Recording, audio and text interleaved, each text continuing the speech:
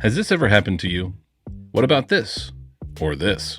I ask because it's that time of year again. The snow's been falling, it's still bitterly cold outside, but for some of us, it's disc golf season. And that also means it's the time of year where these posts are popping up all over social media, which got me wondering, who makes the most durable plastic? Well, after over 1,000 combined throws of over 40 different plastics, we're gonna try to find out. Hey everyone, it's Greg from Six Sided Discs, and you're watching The Plastic is in the Details, where we test, analyze, and compare all types of different plastic from across the disc golf spectrum. And today is a special day, because we're going to find out how many ows, Ow. Ow. and phones it took for this, and this to happen to ice-cold discs. But before we get there, a quick reminder. We'll be attending the Disc South Expo with discs, apparel, and these brand new custom minis we got from Trash Panda. So stop by and see us, show us you're subscribed, and you'll also get a free logo Velcro patch for your bag. Get your tickets at the link in the video description. Now, back to the plastic. Like I said earlier, we'll be throwing over 40 different plastics from all your favorite disc golf brands, and we've broken them down into 4 different categories. Base or mid-grade plastics like the Latitude 64 Retro Blend or MVP Electron Firm, premium opaque plastics like Innova Star or Discraft ESP, premium translucent blends like Discmania C-Line or MVP Proton, and finally, rubber discs. And let's kick things off with the last category I mentioned, rubber discs. We only have 4 rubber blends today. Elevation's EcoFlex rubber, which is a flexible blend made from natural rubber. DGA's Blowfly, which is similar in look and feel to Elevation's natural rubber. We also have Elevation's Glow G blend, which is made from silicone rubber. And finally, we have Divergent Discs Stay Put Glow, which is also a silicone rubber. Now, you may be wondering how we're going to conduct this test today, so let's take a moment to talk about the conditions and circumstances most of these discs find themselves in when they break.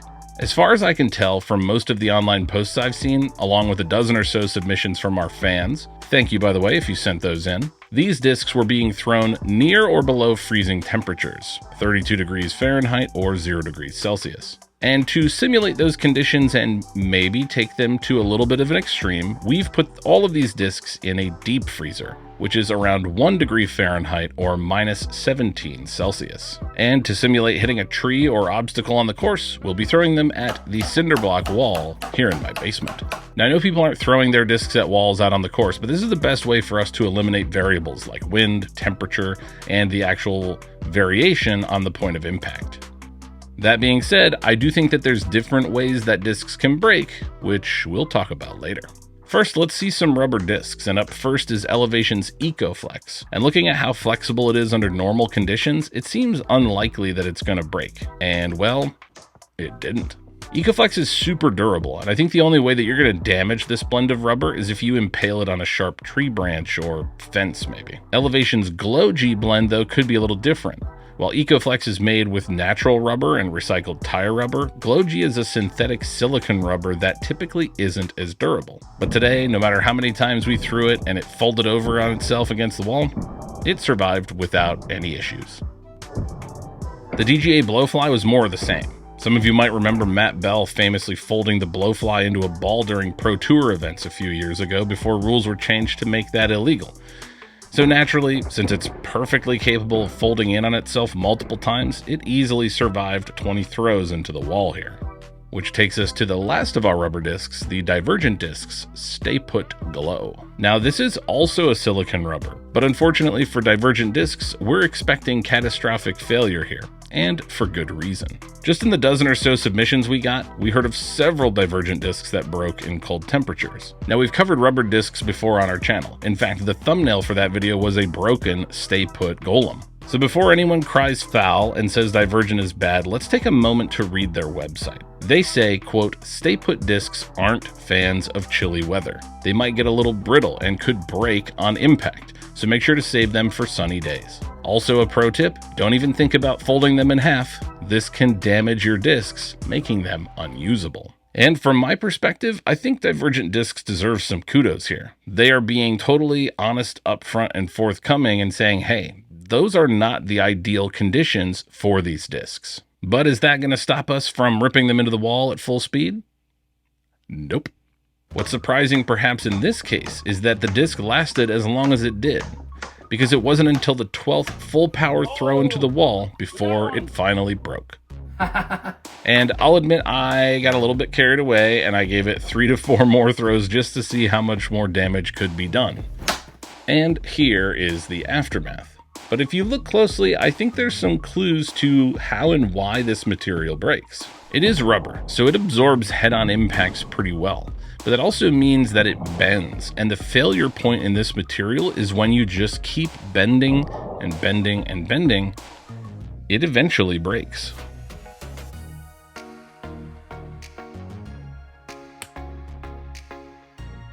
The same, though, is not the case with Elevation's Eco Flex rubber. You can just bend it all day, and it'll go right back to the way it was. Which is obviously why Divergent Disc says not to fold the disc in half. But what I find interesting about this is not that it broke, but how.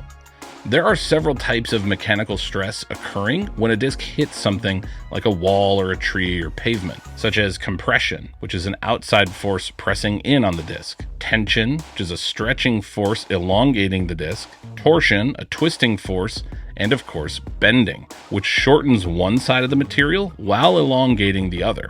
In this case, bending is the #1 culprit of damage to divergent discs, especially because of how these materials act in the cold. Rubber and plastic are ideal materials for use in disc golf because of their elasticity. Elasticity is the ability of an object or material to resume its normal shape after being stretched or compressed. But when rubber is cold, it loses that elasticity and both struggles to return to its original shape and becomes more brittle. If you've ever used rubber bands to seal packages that you put in your freezer, you've probably experienced this, where when you go to take them off, they will often break. Here's a practical example of what this looks like with one of Elevation's blends. After hitting the wall and compressing in one direction, it doesn't immediately return to its original shape, so it ends up warped in different directions. But as you can see, once these discs warm up, they basically return to normal. Plastic, on the other hand, is different. While the divergent rubber couldn't handle bending forces, it's unlikely that we're going to see damage from mid-grade or premium plastics in the same way, because it's much harder to bend them, as Caleb is demonstrating here.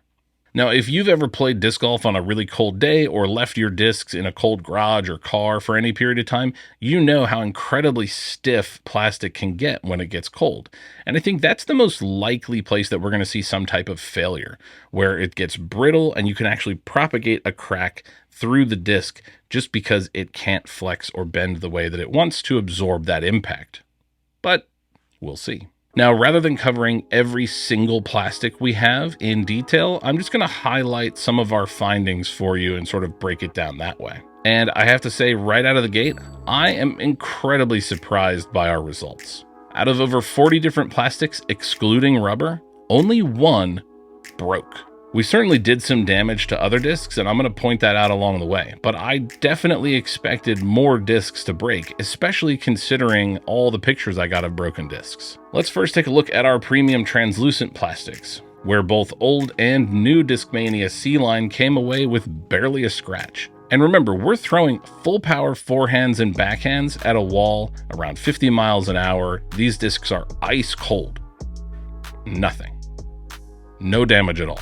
MVP's Proton plastic, used here for Mint Disc's Eternal line, doesn't show a single indication of damage or wear, which is even more surprising because this is a disc that I bagged for almost a year. Latitude 64's Optoplastic and Clash's Tone both came out almost completely unscathed. But there were 3 translucent premium blends that showed signs of damage. Discraft's Z Plastic, which I should point out was outrageously stiff at low temperature, got the tiniest dent, and that was from a full power throw not just against the wall, but this outside corner of Cinderblock wall. We did slightly more damage to Viking's Storm Plastic, but perhaps unsurprisingly for this batch of discs, the 119-gram Dino Discs Eggshell Plastic was the one that really took a beating. Even so, it didn't break, and that's honestly better than I expected.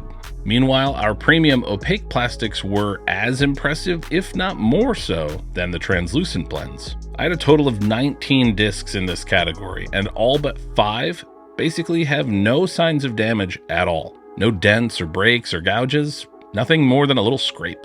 But what might surprise you are the 5 discs that did show damage, because they're from some of the biggest names in the sport: Discraft, MVP, and Innova. Lone Star's Bravo plastic also showed a little bit of damage, losing just a little sliver here, while both Innova Star and Discraft ESP got a sizable gouge in the rim. Discraft's Big Z held up pretty well, but it did get some pretty significant dents. But MVP's Overmold, not even the Neutron plastic itself, lost a huge chunk out of the rim. Among the opaque plastics to survive with basically no damage at all were Trash Panda's Premium plastic, which is of course 100% recycled. Not a single sign of damage. One disc I was a little worried about came from Luft discs, after I received a picture of this Alpha Solid Silicon. But again, there was no damage to this Supernova Silicon. We also tested Prodigy 400 and Duraflex, Discmania Neo and S-Line, AGL's Premium Blend, Innova Halo Star, Castaplast K1, Dynamic Fusion, and many more, and all of them came out with basically no damage at all. Now there was one disc that broke clean in half. Technically, it is premium plastic, but I'll tell you more about that in just a minute. First though, let's move on from the super durable premium plastics, because their performance is in stark contrast to that of our base and mid-grade plastics. We have 11 base or mid-grade plastics today, like MVP Electron Firm, Innova Nexus, DX, and more. And let's start by taking a look at some of the top performers. Latitude 64's Zero Medium outperformed my expectations by a long way. The medium blend is a little soft, but it managed to get away with only a few minor scrapes and dents. Innova's Nexus plastic, seen here as Infinite's N blend, also performed well, just minor dents and scratches. A disc that massively outperformed my expectations was Innova's XT plastic. The Nova here was one that I would have bet money on to break. XT plastic is somewhat similar to KC Pro, which is notoriously brittle in the cold. But despite being the most thrown disc in this test at over 50 throws, somehow the XT Nova survived. But again, no luck. The stiffest base plastic that we tested was RPM's Strata, and while I expected stiffness to equal brittle, the Strata plastic did nothing more than color my basement wall red, as apparently we knocked the dye straight out of it. MVP's Electron Firm was another one that I thought might break, but again, it performed really well. In fact, I think it got bigger gouges and scratches on the overmold from putting at a basket at much lower speed. But now we're getting to some discs that really took a beating. First up is Discraft's Jawbreaker plastic. Now, before you rightly assume that this wonky, lumpy Jawbreaker Zone performed poorly, I need to clarify that almost none of this warping came from the wall itself. While it definitely bent a little bit on impact, it bent right back without issue. And again, for science, fun, or maybe because we were frustrated that nothing was breaking, I let Caleb see what he could do to the Discraft Jawbreaker. Bend it at half and then bend it at half again. Yeah. Oh, There we go. come on, get in there. Jawbreaker doesn't break. Oh, lumpy. But it was not jaw broken. It survived actually really well, and just a little bit of bending put it sort of back to a normal shape. In fact, if you look really closely at the Jawbreaker plastic, there's not a single scrape or gouge on the rim at all. The same cannot be said for Discmania's Exo Hard, which took an absolute beating. Deep scratches all around the rim make it pretty uncomfortable to hold or throw now. Latitude 64's Retro plastic, which is pretty similar to Exo Hard, performed just about the same, with a few deep scratches combined with lots of small ones. But for our worst performing base and mid-grade plastics, we need to go to Innova and Lone Star. Lone Star's Victor 2 or V2 is a tacky but stiff mid-grade plastic, and it did not enjoy being thrown into the wall at all, bending and warping like crazy, and it got some huge dents and gouges along the rim. But certainly some of the biggest dents and gouges were reserved for this Innova DX Firebird. Even so, I sort of expected DX to beat up or break much more than it did. We even threw several really old Innova DX, Champion, and Pro plastics as well, among several others, and none of them broke, except for one. Good luck. Good luck, old boy.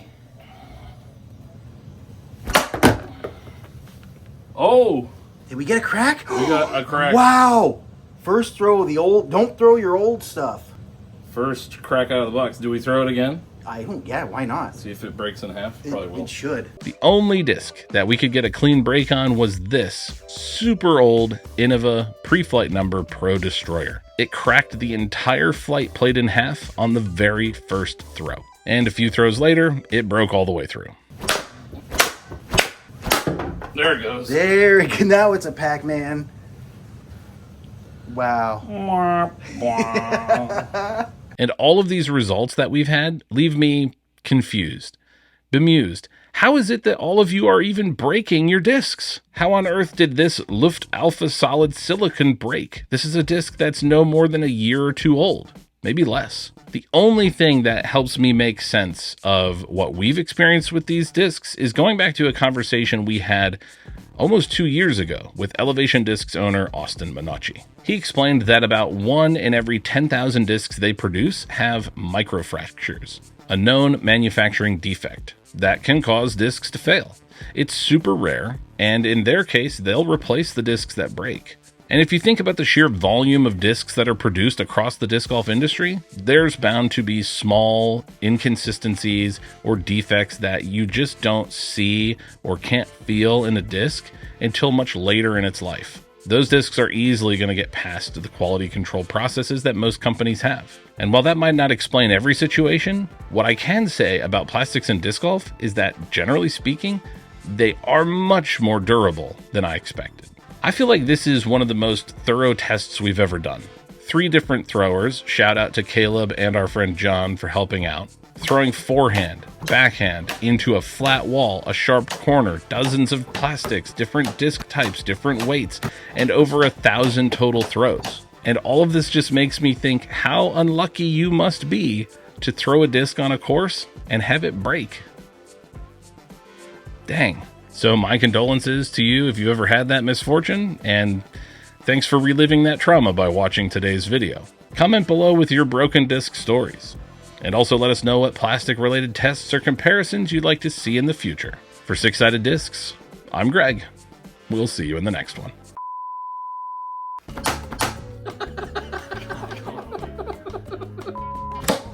Whoa! Whoa! Whoa! Holy smokes.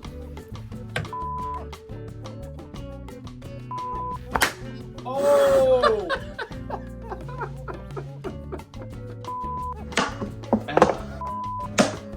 Ow. Ow. Ow. Ow. Ow. Ow. Whoa! Holy sh**. Ow! Right off the rib. Right My off the rib. foot. Oh. Oh! Ow! Jeez. Ah! Ah! Got me in the wrist. Oh. Here we go. Holy. Oh, I can't. No, I'm gonna get a shot. No. Straighten her back out. It is all kinds of bent. What in the world? I don't even know how to look at it.